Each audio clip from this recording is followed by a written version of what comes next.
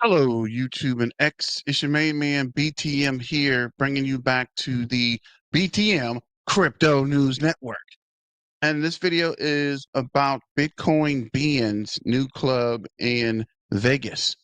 Big shout out to Bitcoin Bean, to Ken Bozak and Annalise for welcoming us to the opening of the Bitcoin Bean Las Vegas club.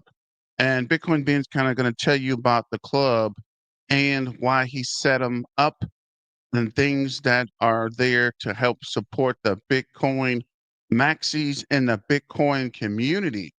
So far, they have a club in Sarasota, Nashville, Dallas. I actually belong to the Dallas club. Massachusetts just opened. Vegas and St. Louis is on the way.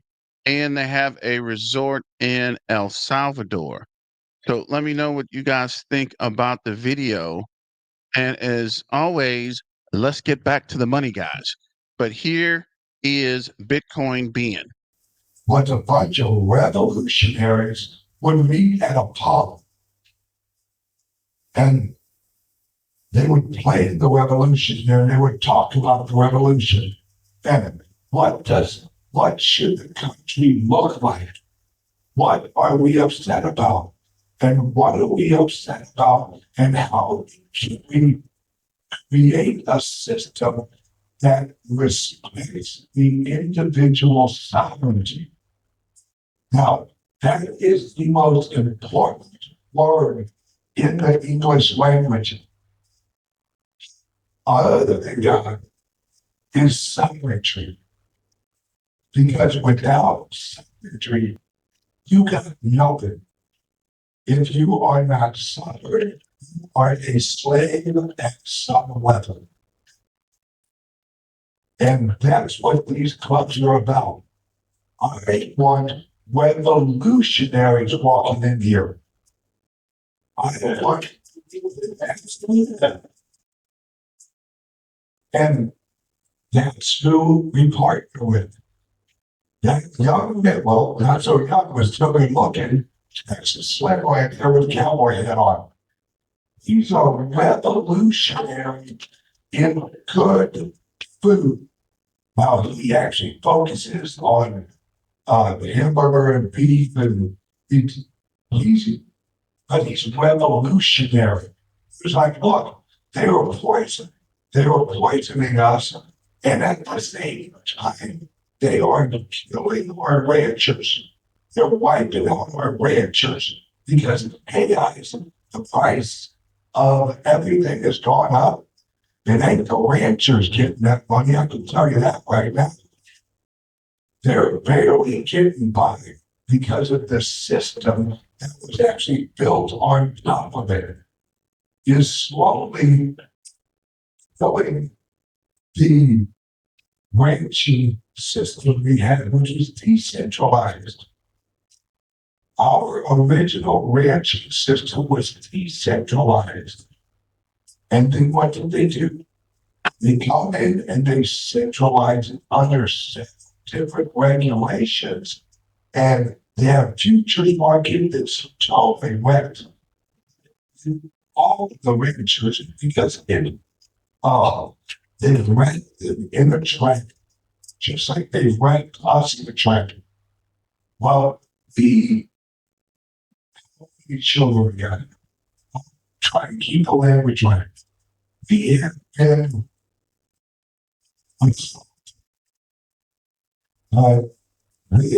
assaulted for the last 100 to 125 years constantly. But now we have technology, we have the network where we all working together, we can replace the system. Not with violence. We don't need the Second Amendment yet. Hopefully we won't need it. But we can replace it because we can produce it. We can offer so much more of a honest, efficient system that they have. Washington, D.C. is not going to go away. But our industry and Texas Slip and a lot of our partners, you're not going to destroy them. You're just going to make them irrelevant.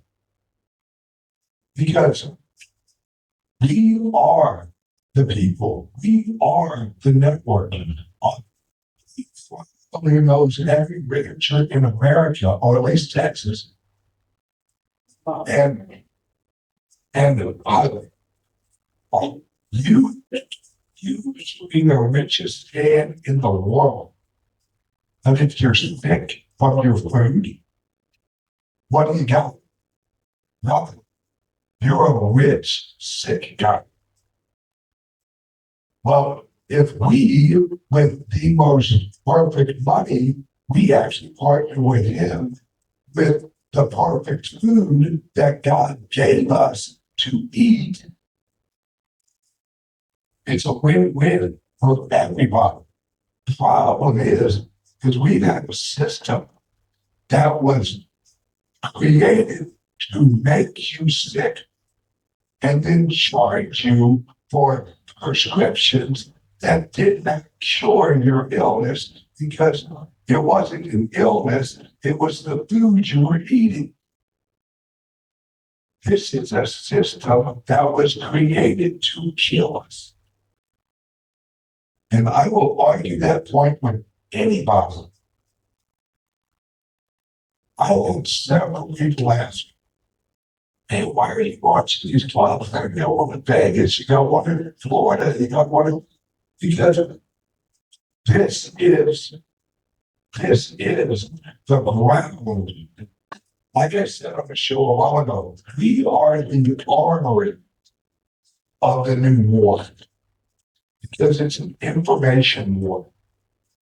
Every one of our clubs is an armory. We hold the knowledge and we give it to the local warriors. And through that knowledge, we replace the old system. That's why these clubs are important. Anyone who knows me knows I'm not in it for the money, watch the children. I'm in it because of God.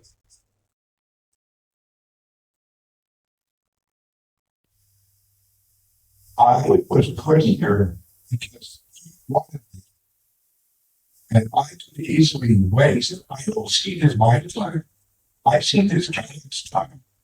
He led to me this time. He gave it to me as a gift, but he also gave me free will. So I can totally waste his time that he gave me. Totally wasted.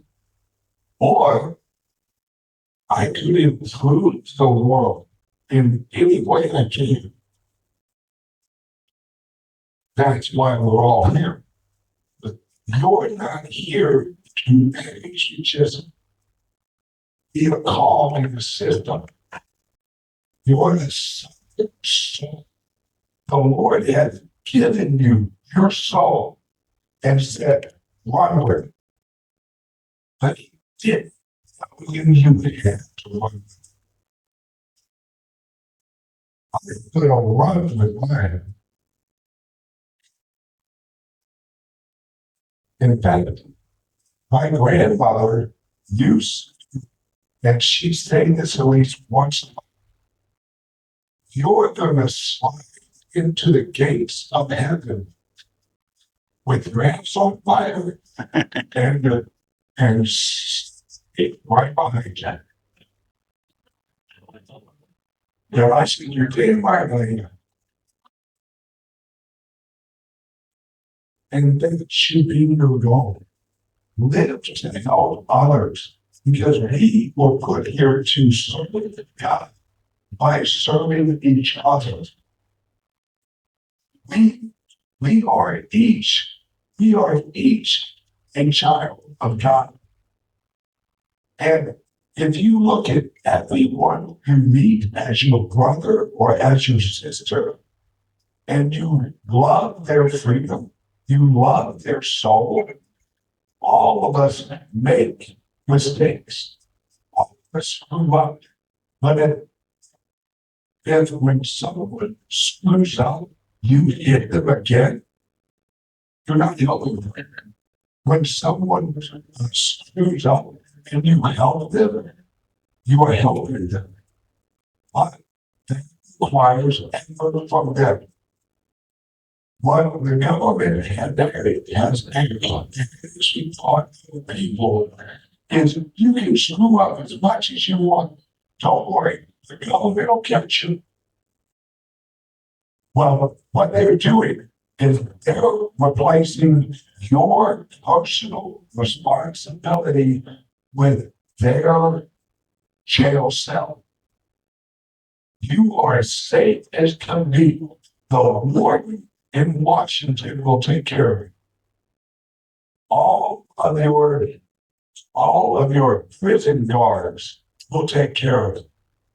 They'll make sure you have food, you exercise, you do this, you do that, and you're safe in prison. Or you can actually claim your freedom. You don't ask for it. You don't ask permission for it. You say, I am just an individual. If you don't like it, you can kiss my democrat.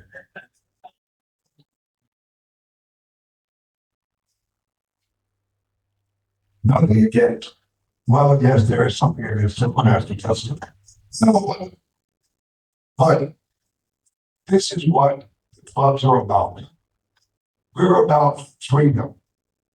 If you value your freedom, you have to value the guy next to you's freedom.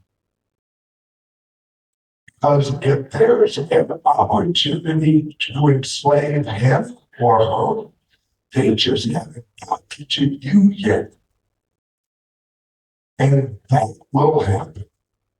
So you should love everyone's freedom as much as you love your own.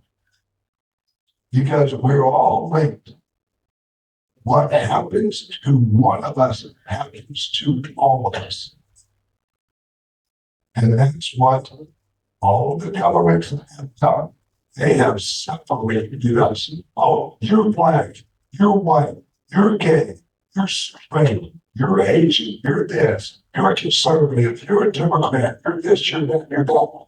They have isolated us in our own selves, in our minds.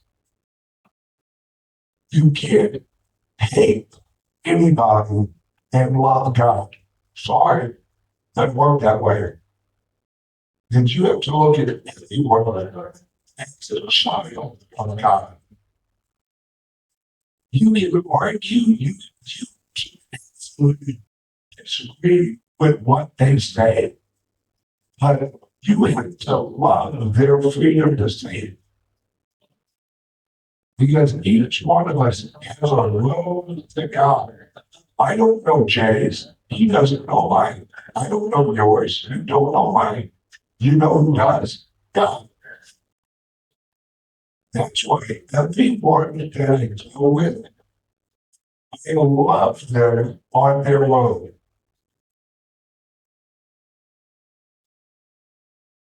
And if you love their journey, you realize it's not going to look perfect to you because you walked a certain road. When they are the left, you are on the right. When you were forward, they on the right. You can look at it and go, wow, their road is really messed up. And they look at your road and say, your road is messed up. What I really care about is that you are on the road to God and freedom. How you get there is none of my business. God will lead you into challenges. God will lead you into rewards. And Well, to let you so hard or your blood. It's an ought to me to judge God's plan for you. And that's what we need to get back. And I know there's something like 3 children. But at least they go first in here. When you actually believe in God, you'll need them. And this is the way and a few interviews I want to do. Love everyone you meet, even if you don't like them.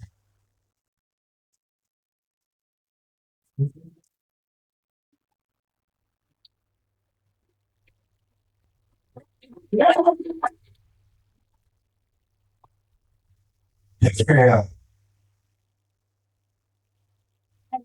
Thank you for coming. I just want to let everyone know we do have food in the back. We have carne asada and pollo tacos. We have fruits. There's drinks in the fridge. Help yourself. We also have someone selling agua fresca. So thank you, and I'll be back to them. Thank you, Elise. Would you give a round of applause to our Las Vegas team analysts?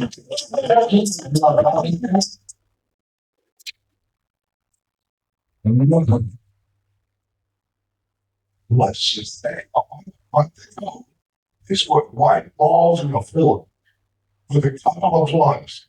That's it. And they have worked their asses off getting this done. And they are the ladies and gentlemen.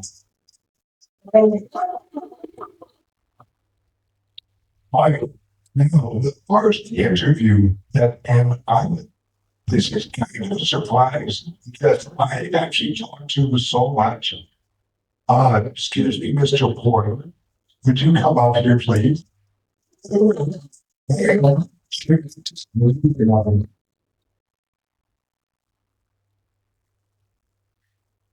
Okay. Now, I will interview Dennis and throw him some hard moves. All right. The reason I'm just like tossing him in there because he works absolute magic when he's not prepared for magic. Thank you, man. Welcome everybody to our lovely club in Las Vegas. Good to be home. Hi, Dennis. How are you doing? I'm doing excellent. Glad to be here. It's an honor. Give a big round of applause. Yes, indeed.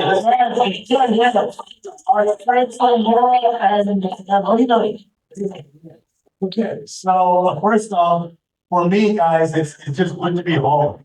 I live here, I learned here. My little daughter, Emma, was born here in Las Vegas, in the City of Lights. And what better place to talk about the future of money than Las Vegas? Right. Right? And by the way, guys, Bitcoin is not gambling. It's not gambling. You hold the keys, you hold the wallet, you are the bank.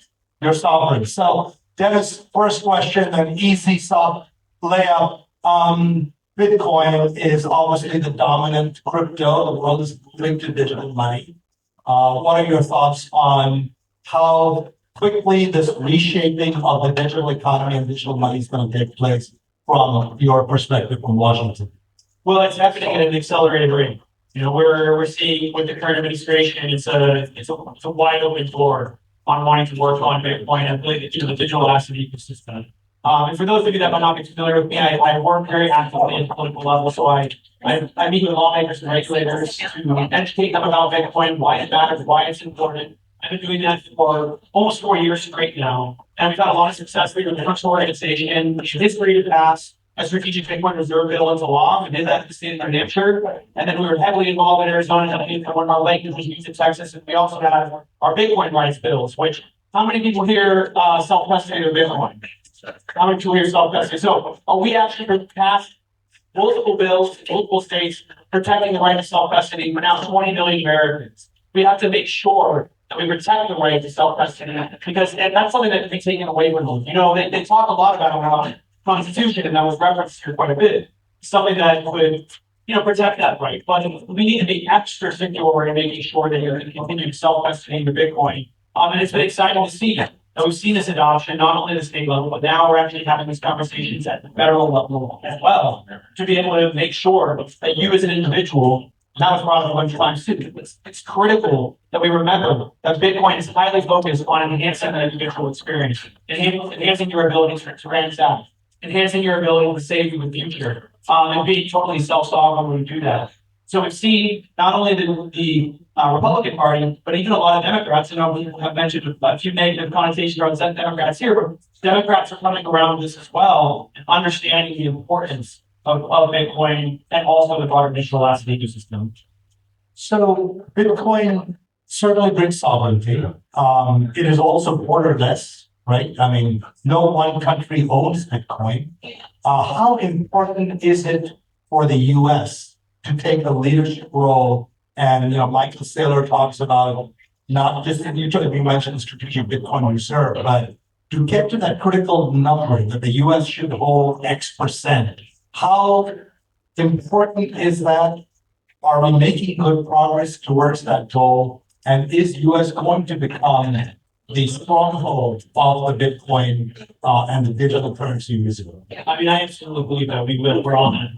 And it's important that if we want to see the United States be a true leader on things that Bitcoin reserve, we need to codify this in the law through the legislative process. You know, Trump certainly signed the executive order, which was a good step, but you know, you live by executive order, you can die by executive order. The next administration that comes in could just as easily write an executive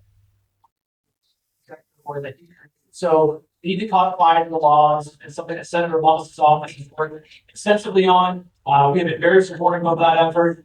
I do believe it's possible. It'll take a little bit longer. You know, it's kind of one of those things where it wasn't really in the minds of lawmakers at the federal level. They were thinking a lot about stablecoins. They were thinking a lot about market structure, which are, you know, important. I mean, you get those things done. But the work that's been done on strategic Bitcoin reserve has started to put it into the minds of lawmakers. It's starting to be into the zeitgeist. So the conversations are moving forward. We've seen a lot of co-sponsors come onto that bill. Ultimately, we will need some Democrats, less Republicans, under getting 60 seats in the Senate. You know, to work on that. That'll be a little difficult, but you'll need to get some Democrats on board, at least in the Senate, to see something like this move forward. And so we need to educate on the importance of it. Why should Democrats join Republicans to enact strategic Bitcoin reserve into law? You know, we have a lot of reserves already. It's one of the things we want to bring up with lawmakers. We have an ammo reserve, we have medical supply reserves, we even have a cheese reserve. Maybe we have a cheese reserve. Like we need to have a Bitcoin reserve. But the reason why we have those reserves, why do we have these types of reserves, is because we need to prepare for very big cataclysmic future events. Like it's the job ultimately of the government to protect the people. At the very minimum, that's their job, right? Like make sure that people can be safe and thrive. And let's say, for example, what happens when we don't have proper amount of reserves? We can point to the lack of medical supply reserves that we had. You know, I don't want to make a political comment on one way or another on the shutdowns, but ultimately we ran out of medical supplies all across the country. And nurses and doctors were wearing garbage bags during the middle of the pandemic, during the middle of the shutdowns. And that's just something that should never have happened. You should never have ended up in that situation. The whole manufacturing base is gone. That's another big problem, right? As well, too. That's all gone. And you know, when you talk about the Turkish dilemma and all sorts of things, but on the closing point on why it matters is the United States is clearly in a position that's dominant. That dominance has been reducing over time. And we could be entering a multipolar world. We could be entering a world where BRICS becomes a major player, where China becomes a major player, where the dollar's dominance is called into question. And if we do enter that sort of environment, we need to be prepared as a country to protect ourselves from a black swan type event where all of a sudden we see a shift away now power lost. I mean, at the end of the day, what you said, our manufacturing is gone. We're just a big giant financial hub. If we lose that power, like what do we have left? So having Bitcoin in the reserve is actually critically important for protecting ourselves as we potentially head towards a world where we're not a hedge fund. Great point. Dennis, you've been working a lot with the states as well. The macro picture being US needs to lead in Bitcoin, US needs to take the leadership in financial engineering the entire world. It's a redefining of the world economy that's taking place. At the same time, Bitcoin is about sovereignty. And in the US, our 50 states are essentially in a sovereign structure, right? How important it is for each one of these states now to take the leadership while Trump is driving the macro, the policy level, but implementation at a state level. How important is it? Which states do you think are the early adopters who are going to be shaping what the Federal Reserve will do? And then eventually, what is your view of the Federal Reserve itself in the context of a strategic Bitcoin reserve? I'm really glad you brought up the states. A lot of people oftentimes forget the states. They don't realize the importance of the states. We view this thing as a laboratory of democracy, where you can go and you can test ideas out, you can try out and push your movement forward at the state level. And particularly in the face of the federal government, not taking their issues seriously. There's so many movements that have utilized the states to advance their cause. Everything from a woman's right to vote started in Wyoming. Oddly enough, that's where a lot of the Bitcoin and digital asset policy started. Wyoming is a leader for sure. But also civil rights movement, the cannabis industry. Where you can go on and on and on, and you find all these movements that have found fertile ground at the state level to be able to advance their cause and show the value of what they're trying to achieve. And particularly on the strategic Bitcoin reserve side, states play a critical role here of demonstrating the value of the strategic Bitcoin reserve, but also they have different needs for strategic Bitcoin reserve. At the federal level, it's much more macro. And again, it's your main man BTM here. Let me know how you like the Bitcoin being message and about the Bitcoin Being Club. And thanks for joining. And as always, don't forget to like, share, and subscribe. And let me know what you guys think. And I have a few more Bitcoin Being videos on the way. But as always, let's get back to the money and stay dangerous. Miner out.